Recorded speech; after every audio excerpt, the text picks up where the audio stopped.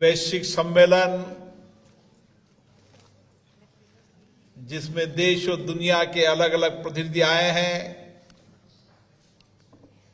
मैं आप सबका हार्दिक अभिनंदन करता हूं, स्वागत करता हूं। भगवान झूले जी का आशीर्वाद,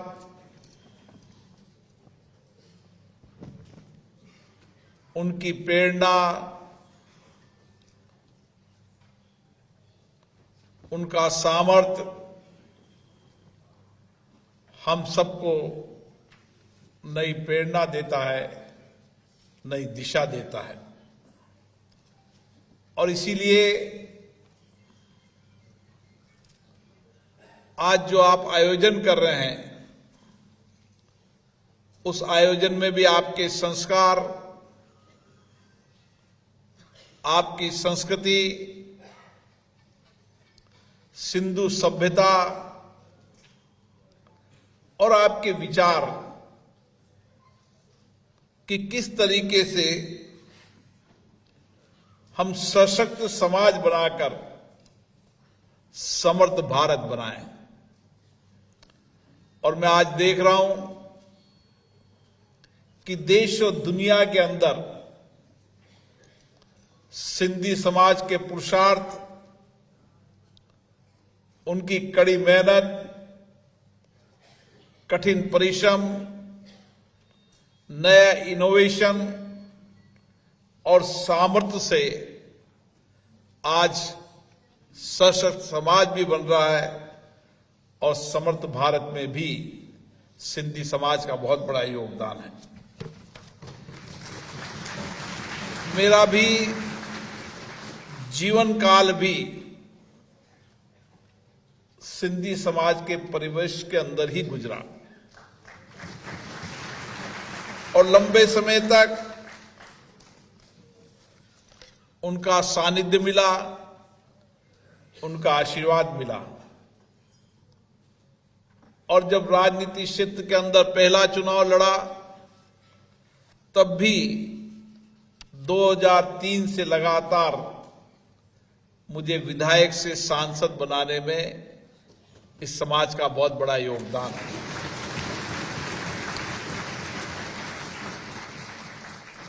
ये समाज अपनी कार्यदक्षता के कारण, अपनी कुशलता के कारण, अपनी मेहनत के कारण आज भारत को विकास की ओर ले जा रहा है।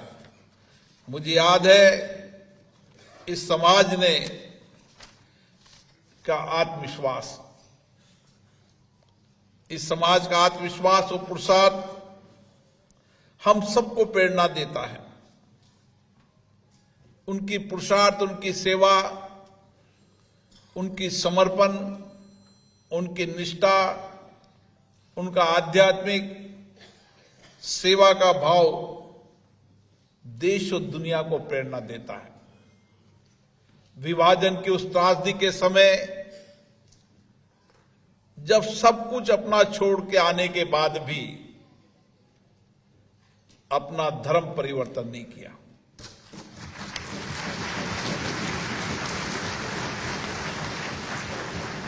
वो समय सबसे कठिन चुनौतीपूर्ण समय था। वो त्रासदी ऐसी थी, घर धन दौलत तो छोड़ा जा रहा था, लेकिन जान भी जोखिम में थी। लेकिन जान जोखिम में होने के बाद भी अपने धर्म को नहीं छोड़ना, ये शायद कोई समाज हो सकता है तो सिंधी समाज हो।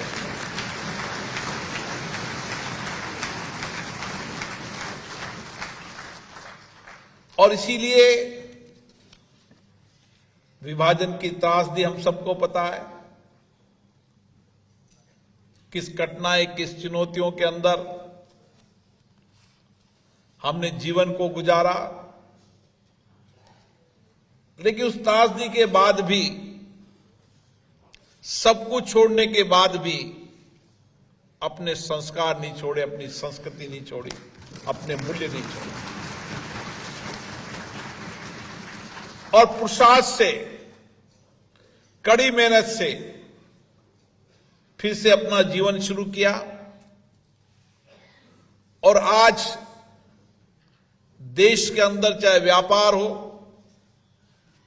चाहे उद्योग हो, चाहे कोई भी नया क्षेत्र हो, उन नए क्षेत्र में नए इनोवेशन कर नई सोच, नए चिंतन से किस तरीके से व्यापार को प्रतिस्पर्धा बनाया, उद्योग इंडस्ट्रीज के अंदर नए आयाम छुए, महिलाओं को, कामकाजी महिलाओं के साथ नेतृत्व देने की दिशा दी।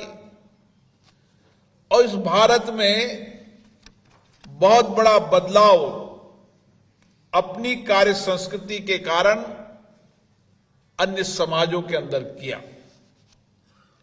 और यही कारण है कि अपनी कौशल और कुशलता से आज देश नहीं, दुनिया में अपना स्थान है।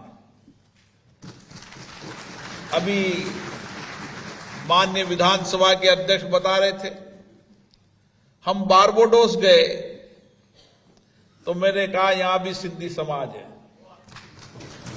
सूरीनाम गए, जो सबसे दूर का इलाका है, वहां सूरीनाम में भी जब सबसे बड़ा मॉल मैंने देखा तो मैंने कहा इस सूरीनाम के अंदर सबसे बड़ा मॉल किसका है? तो उन्होंने कहा कृपलानी जी का है।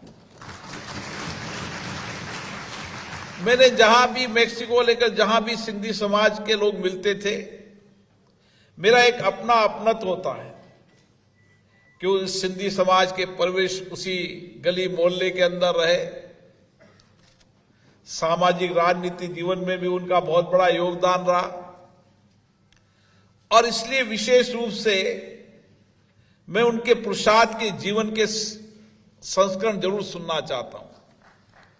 और जब भी मैं जाता हूं, मैक्सिमम एक होटल में खाना खा रहे थे, तो होटल में खाने खाने वाले ने अपनी कहानी बताई, किस तरीके से उसके परदादा आए थे, कुछ भी नहीं था, फिर मैं यहां पर आया, फिर मैं हांगकांग से शुरू किया, हांगकांग से शुरू करते करते मेरी यात्रा मैक्सिको में रुकी।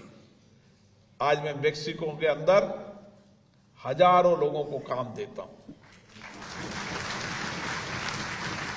आपका पुरुषार्थ इतना है कि आपने करोड़ों लोगों को रोजगार देने का काम किया। चाहे छोटी इंडस्ट्रीज हो, चाहे बड़ी इंडस्ट्रीज हो, चाहे छोटा व्यापार हो, चाहे बड़ा व्यापार हो।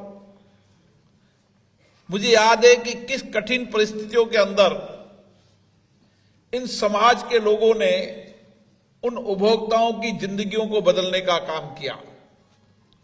कोई समय था कि ऐसे ऐसे क्षेत्र थे जहां पर एक उपभोक्ता को अपनी आम जरूरत की वस्तुएं खरीदने के लिए किलोमीटर पैदल जाना पड़ता था।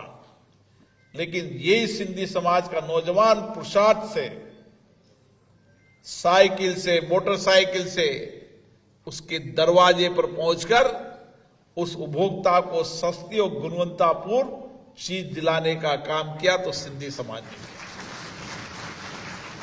छोटे छोटे काम, उन छोटे छोटे कामों से, पुरुषार्थ से सबने अपना जीवन खड़ा किया। मैं चाहूंगा अध्यक्ष जी से कि पुरुषार्थ की इस कहानी को लिखना चाहिए। वो पुरुषार्थ की कहानी आने वाली पीढ़ी को एक नई प्रेरणा देगी, नई ऊर्जा देगी, नई सामर्थ्य देगी, नई दिशा देगी। केवल सिंधी समाज में नहीं, संपूर्ण समाज के अंदर वो त्रासदी के बाद किस तरीके से उन्होंने जीवन के अंदर बदलाव किया, पुरुषार्थ से, कड़ी मेहनत से, कठिन परिश्रम से, आध्यात्मिक धर्म संस्कृति के साथ सेवा और आपदा के अंदर सबसे आगे रहता है तो सिंधी समाज रहता है। इस देश के अंदर चाहे भूखे को भोजन हो, चाहे प्यासे को पानी हो, चाहे चिकित्सा व्यवस्था हो, चाहे विद्यालय हो, समाज में जहां भी अभाव देखे, कठिनाई देखी, चुनौती देखी, वो चुनौती आपदा खुद ने सहन की थी। इसलिए कोई चुनौती में न रहे, संकट में नहीं रहे, आपत्ति में न रहे, अभाव में नहीं रहे, उसके अभाव को पूरा करने के लिए सिंधी समाज ने काम